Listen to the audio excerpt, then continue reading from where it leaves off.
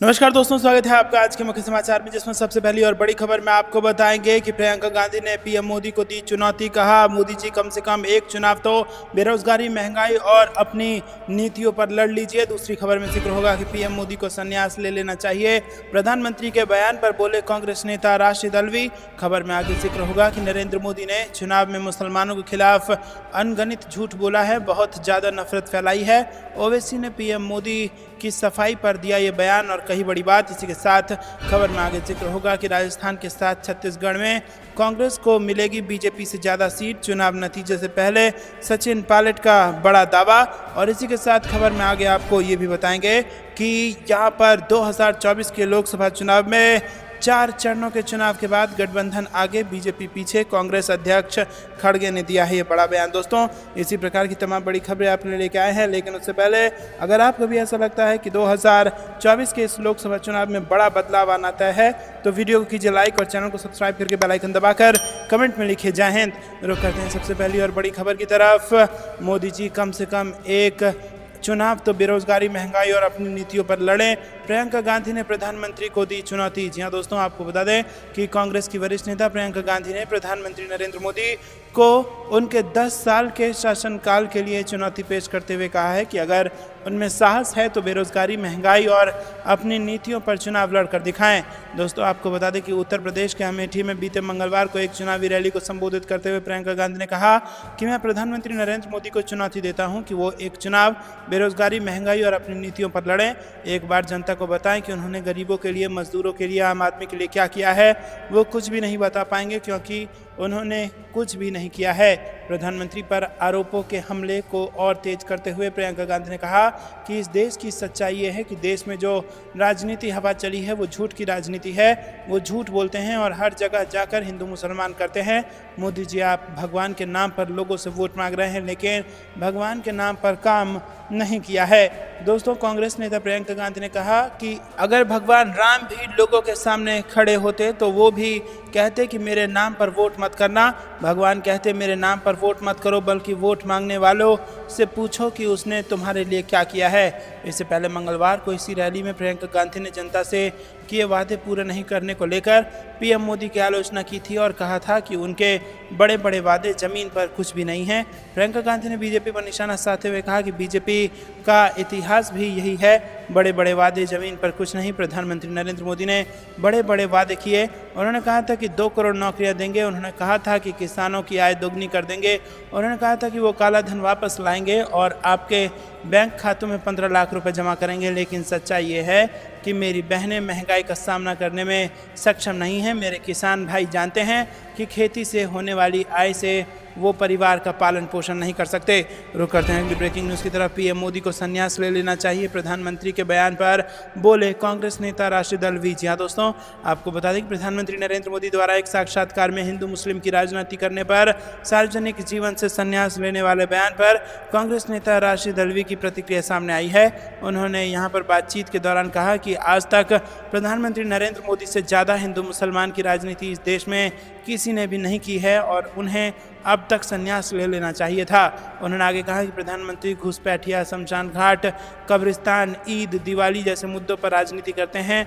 दुनिया के बड़े बड़े अखबार प्रधानमंत्री द्वारा की जा रही हिंदू मुसलमान की राजनीति के बारे में लिख रहे हैं। और इसी बीच कांग्रेस नेता ने राज्यसभा सदस्य स्वाति मालीवाल की पिटाई के मामले पर भी प्रतिक्रिया दी। उन्होंने कहा कि स्वाति मालीवाल के साथ ऐसे कृत्य करने वालों के खिलाफ दंडात्मक कार्रवाई होनी चाहिए। राशिद अल्वी ने सीएम हेमंत बिस्वा शर्मा द्वारा सोनिया गांधी पर की गई विवादास्पद टिप्पणी पर भी अपनी प्रतिक्रिया दी और एक सभा में सीएम हेमंत ने कहा था कि सोनिया गांधी द्वारा राम मंदिर का शुद्धिकरण करना कांग्रेस के लिए खतरनाक होगा। रुक करते हैं अगली ब्रेकिंग न्यूज़ की तरफ।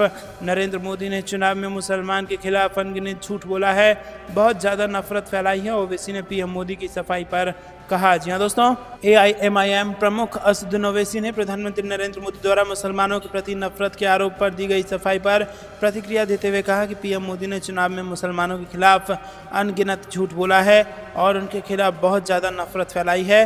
दोस्तों आपको बता दें कि ओवैसी ने बुधवार को प्रधानमंत्री नरेंद्र मोदी की सफाई पर कहा कि उनकी पूरी राजनीतिक यात्रा मुस्लिम विरोधी राजनीति पर आधारित है। भाजपा सरकार के सबसे कठोर आलोचकों में से एक असदुद्दीन ओवैसी ने दावा किया कि पीएम मोदी ने अपने लोकसभा चुनाव अभियान के दौरान मुसलमानों के खिलाफ अनगिनत झूठ और अत्यधिक नफरत फैलाई है। ओवैसी ने कहा कि पीएम मोदी की सफाई पूरी तरह से झूठी है। हैदराबाद के सांसद ने प्रधानमंत्री नरेंद्र मोदी के भाषण सुनने के बावजूद बीजेपी को वोट देने वालों पर भी हमला बोला। उन्होंने कहा कि मोदी जी ने अपने भाषण में मुसलमानों को घुसपैठिया और बहुत अधिक बच्चे वाले लोग कहा था। अब वो कह रहे हैं कि वो मुसलमान के बारे में बात नहीं कर रहे थे, उन्होंने कभी हिंदू मुसलमान नहीं किया। ये झूठी सफाई देने की भी इतना समय क्यों लगा? मोदी की राजनीतिक यात्रा पूरी तरह से मुस्लिम विरोधी राजनीति पर आधारित है और इस चुनाव में मोदी और बीजेपी ने मुसलमानों के खिलाफ अनगिनत झूठ और बेहद नफरत फैलाई है। रुक करते हैं अगली ब्रेकिंग न्यूज़ की तरफ। चुनाव नतीजों से पहले सचिन पायलट का बड़ा दावा, राजस्थान के साथ छत्तीसगढ़ में भी कांग्रेस को मिलेगी भाजपा से ज़्यादा सीटें। जी हाँ दोस्तों, राजस्थान के पूर्व उप मुख्यमंत्री और कांग्रेस नेता सचिन पायलट ने मंगलवार 14 मई को दावा किया कि केंद्र में इंडिया गठबंधन की सरकार बनेगी। उन्होंने दावा किया कि उनकी पार्टी को राजस्थान और छत्तीसगढ़ दोनों राज्यों में बीजेपी से ज़्यादा सीटें मिलेंगी। एआईसीसी के छत्तीसगढ़ के प्रभारी महासचिव सचिन पायलट ने कहा कि 2019 के लोकसभा चुनाव से एक बड़ा बदलाव आया है। इस बार लोगों ने वास्तविक परिवर्तन के लिए मतदान किया है। राजस्थान में जहां 25 लोकसभा सीटें हैं तो वहीं छत्तीसगढ़ में 11 लोकसभा सीटें हैं।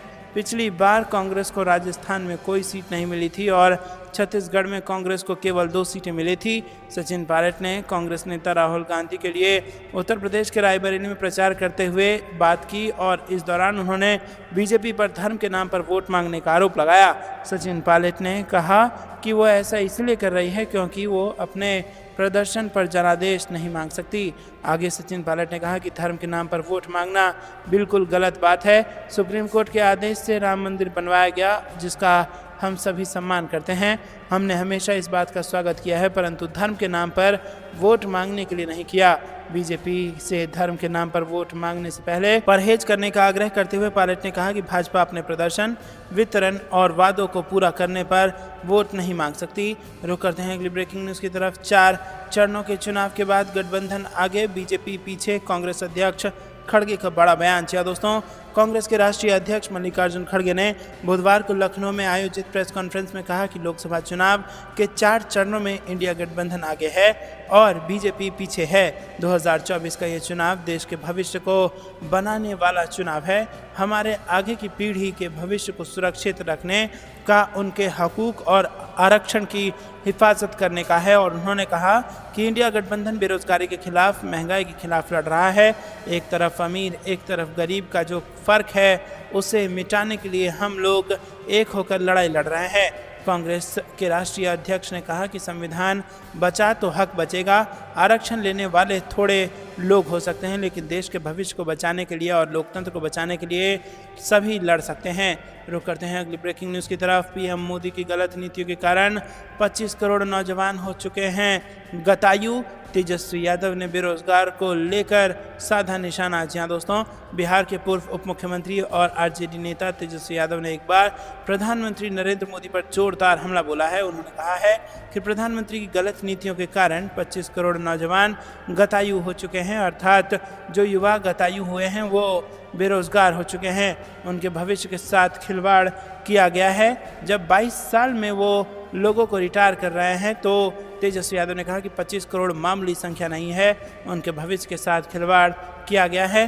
प्रधानमंत्री नरेंद्र मोदी ने खुद नीति बनाई थी कि 75 साल की उम्र के बाद लोग मार्गदर्शक मंडली में जाएंगे। तो रुक करते हैं अगली ब्रेकिंग न्यूज़ की तरफ। चुनाव में किसका पलड़ा भारी, अमित शाह के 270 वाले दावे पर आया खड़गे का जवाब। जी हाँ दोस्तों, देश का अगला प्रधानमंत्री चुनने के लिए 4 चरणों की वोटिंग पूरी हो चुकी है।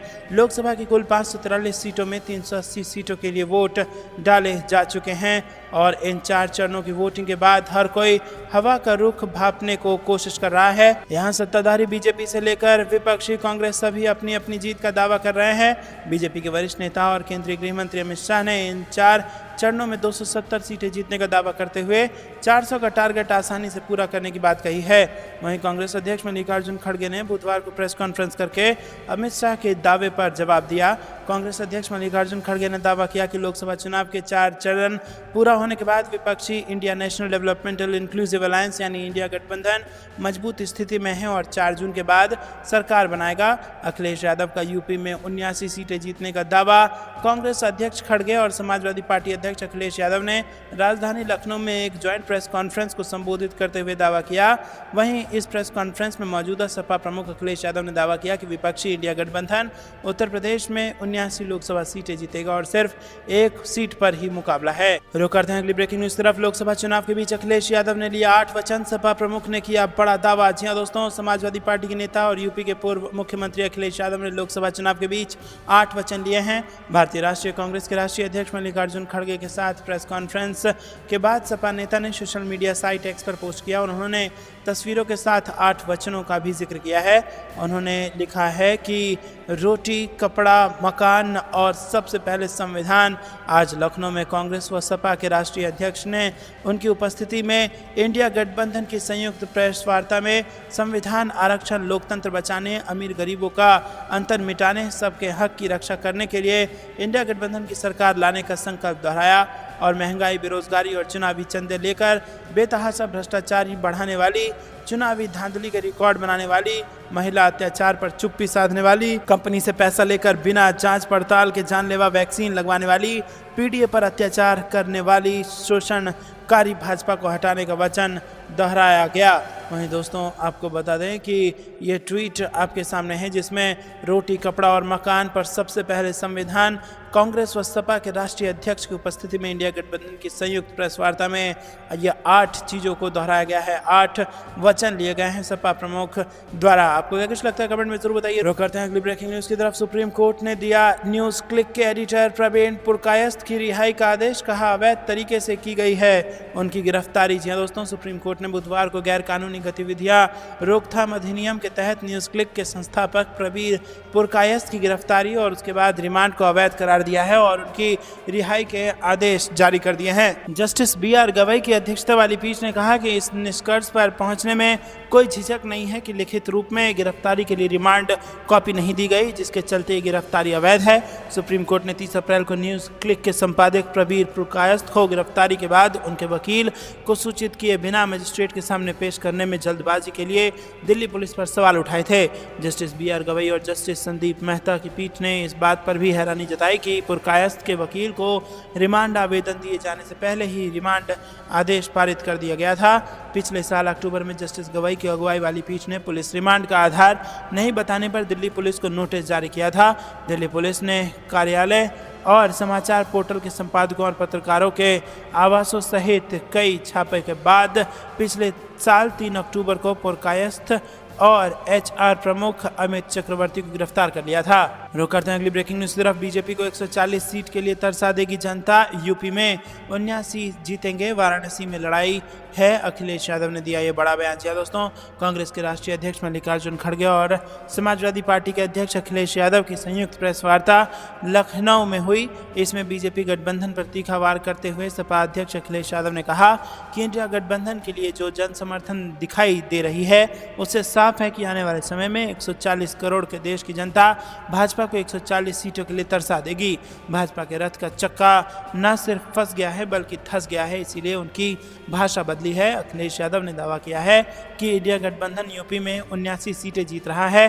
प्रधानमंत्री नरेंद्र मोदी के संसदीय क्षेत्र वाराणसी का नाम लिए बगैर अखिलेश यादव ने तंज कसा कि क्योटो में गठबंधन लड़ाई में है, जो उन्हें अपने काम पर वोट मांगना था। रुक करते हैं अगली ब्रेकिंग न्यूज तरफ। सपा को मिला राजा भैया का साथ, प्रतापगढ़ समेत सीटों के लिए किया ऐलान, बीजेपी को बड़ा झटका। जी दोस्तों, उत्तर प्रदेश की सियासत में जाना पहचाना नाम और प्रतापगढ़ के कुंडा से विधायक राजा भैया ने कौशाम्बी, प्रतापगढ़ और इलाहाबाद लोकसभा सीट पर समाजवादी पार्टी के कैंडिडेट्स का समर्थन करने का ऐलान कर दिया है। हालांकि बीते दिन यानी मंगलवार को उनके जिले में स्थित बेती आवास में केंद्रीय मंत्री संजीव बालियान और कौशाम्बी से भाजपा प्रत्याशी विनोद सुनकर पहुंचे थे, लेकिन राजा भैया ने इनकी रवानगी खाली हाथ की और यही नहीं, इनके जाने के बाद उन्होंने बेती में हुए समर्थकों से बिना किसी दबाव के किसी भी उम्मीदवार को मत देने की घोषणा की थी।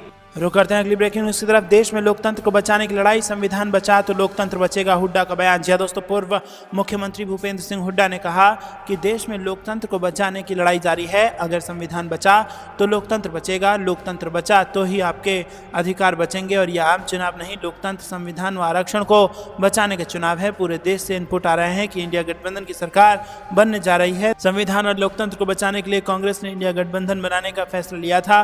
लोकसभा चुनाव के बाद हरियाणा में भी कांग्रेस की सरकार बनना तय है। इंडिया गठबंधन के प्रत्याशी जयप्रकाश के लिए समर्थन मांगने आए हुड्डा ने बालसमंद, आदमपुर, मंडी व ढूंढूर में चुनावी सभाओं को संबोधित किया। उन्होंने कहा कि हिसार लोकसभा का चुनाव 3 महीने बाद प्रदेश में होने जा रहे इस विधानसभा चुनाव का फैसला करेगा। जनता बखूबी जानती है कि कांग्रेस जो वादा करती है उसे निभाती है। सरकार बनने पर हरियाणा में अपराध का सफाया किया जाएगा। रुक करते हैं अगली ब्रेकिंग न्यूज की तरफ। कांग्रेस का मोदी सरकार पर हमला, कहा पूरे चुनाव अभियान के दौरान पीएम मोदी ने की हिंदू मुस्लिम की राजनीति। जी हाँ दोस्तों, कांग्रेस ने प्रधानमंत्री नरेंद्र मोदी की एक टिप्पणी को लेकर बुधवार को आरोप लगाया कि प्रधानमंत्री की ये बात झूठ है कि हिंदू मुस्लिम को राजनीति वो नहीं करते। कांग्रेस महासचिव जयराम रमेश ने यह भी दावा किया कि लोकसभा चुनाव के प्रचार अभियान के दौरान प्रधानमंत्री के पास हिंदू मुस्लिम की राजनीति को छोड़कर कोई एजेंडा ही नहीं था। प्रधानमंत्री मोदी एक समाचार चैनल से बातचीत में कहा है उन्होंने कि अगर मैं हिंदू मुसलमान करूंगा तो मैं सार्वजनिक जीवन में रहने योग्य नहीं रहूंगा। उनके बयान को लेकर रमेश ने एक्स पर पोस्ट किया कि सारा देश भली भांति जानता है कि निवर्तमान प्रधानमंत्री आदतन झूठ बोलते हैं और 2 तरह की बातें उनकी प्रवृत्ति है। श्री मोदी का ये दावा कि वो हिंदू मुस्लिम राजनीति नहीं करते, ये दर्शाता है कि वो झूठ बोलने में दिन प्रतिदिन नई गहराइयों तक गिरते जा रहे हैं। उन्होंने दावा किया कि 19 अप्रैल 2024 के बाद से ये सार्वजनिक सच है, एक ऐसा सच जिसे हमारी सामूहिक स्मृति से नहीं मिटाया जा सकता है। भले ही श्री नरेंद्र मोदी अपनी निजी स्मृति से उसे मिटा दें कि प्रधानमंत्री ने खुलेआम और बेशर्मी से सांप्रदायिक भाषा, प्रतीकों और संकेतों का निरंतर उपयोग किया है। रमेश ने कहा कि इस सच की और हमने निर्वाचन आयोग का ध्यान भी आकर्षित किया है और इस मसले पर कार्रवाई की जानी चाहिए थी, लेकिन दुख की बात यह है कि ऐसा कुछ भी नहीं हुआ। कांग्रेस नेता ने आरोप लगाया कि इस पूरे चुनाव अभियान के दौरान प्रधानमंत्री के पास हिंदू मुस्लिम राजनीति को छोड़कर कोई एजेंडा नहीं था। उनका कहना है कि प्रधानमंत्री की पार्टी के घोषणा पत्र में उनकी अपनी तस्वीरों की एक श्रृंखला के बीच शब्दों की कच्ची पक्की खिचड़ी को जनता ने पूरी तरह नकार दिया है। रुक करते हैं अगली ब्रेकिंग न्यूज तरफ। पीएम मोदी जनता का आदर नहीं करते, फिजूल की बातें करते हैं, बीजेपी पर बरसी प्रियंका गांधी। जी हाँ दोस्तों, कांग्रेस महासचिव प्रियंका गांधी ने मंगलवार को प्रधानमंत्री नरेंद्र मोदी पर आरोप लगाया कि वो जनता का आदर नहीं करते, बस फिजूल की बातें करते हैं। कांग्रेस महासचिव अमेठी से पार्टी उम्मीदवार किशोरी लाल शर्मा के समर्थन में मोहैया केसरिया में आयोजित एक चुनावी जनसभा को संबोधित कर रही थी। उन्होंने करीब 45 मिनट के अपने लंबे भाषण में प्रधानमंत्री पर किसी किसान के घर नहीं जाने का आरोप लगाते हुए कहा कि वाराणसी में उन्होंने रोड शो किया, इतनी ऊंची गाड़ी पर खड़े हो गए और सुरक्षा कर्मियों के बीच खड़े होकर हाथ हिला रहे थे। उन्हें क्या मालूम कि आपको क्या दुख है, वो सिर्फ सेठों के साथ ही दिखते हैं। प्रियंका गांधी ने अपने भाई से उनकी तुलना करते हुए कहा कि उन्होंने कभी आपका कष्ट नहीं सुना, लेकिन आपने जिसे हराया यानी कि मेरे भाई राहुल गांधी, उसने कश्मीर से लेकर कन्याकुमारी तक देशवासियों की समस्या सुनने के लिए 4000 किलोमीटर पैदल चले हैं और ये विचारधारा और राजनीतिक सभ्यता का फर्क है। मोदी ने मंगलवार को अपने नामांकन से एक दिन पूर्व सोमवार को वाराणसी में लंका से काशी विश्वनाथ धाम तक 6 किलोमीटर लंबा रोड शो किया था।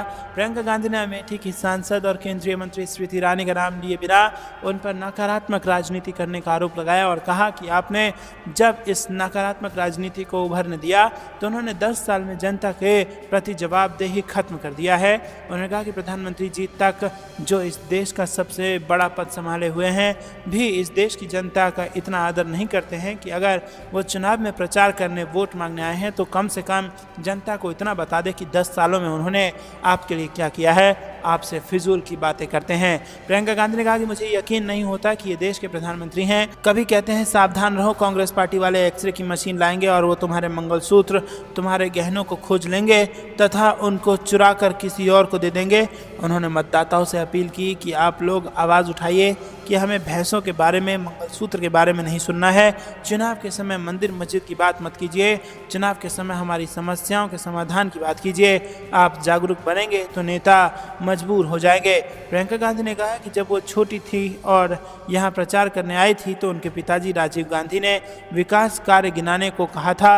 उन्होंने कहा कि मैं छोटी थी, मेरे पिताजी ने मुझे यहाँ प्रचार करने के लिए भेजा, तो उन्होंने बताया कि जाओ और जो हमने काम किया है उसे बताओ और कहो कि आप लोग वोट देंगे तो वो और विकास करेंगे। दिवंगत प्रधानमंत्री अटल बिहारी वाजपेयी की सराहना करते हुए प्रियंका गांधी ने कहा कि सिर्फ राजीव गांधी नहीं, उनके बाद भाजपा के प्रधानमंत्री अटल बिहारी वाजपेयी भी सभी इंसान थे। दोस्तों रुक करते हैं अगली ब्रेकिंग न्यूज की तरफ। सरकार बनते ही अग्निवीर योजना को कर देंगे खत्म, शहीदों के साथ भेदभाव नहीं होने देंगे, राहुल गांधी ने किया ये बड़ा ऐलान। जी दोस्तों, उत्तर प्रदेश के झांसी में कांग्रेस नेता राहुल गांधी और सपा मुखिया अखिलेश यादव ने संयुक्त रूप से चुनावी जनसभा को संबोधित किया और इस दौरान राहुल गांधी ने बीजेपी पर निशाना साधा।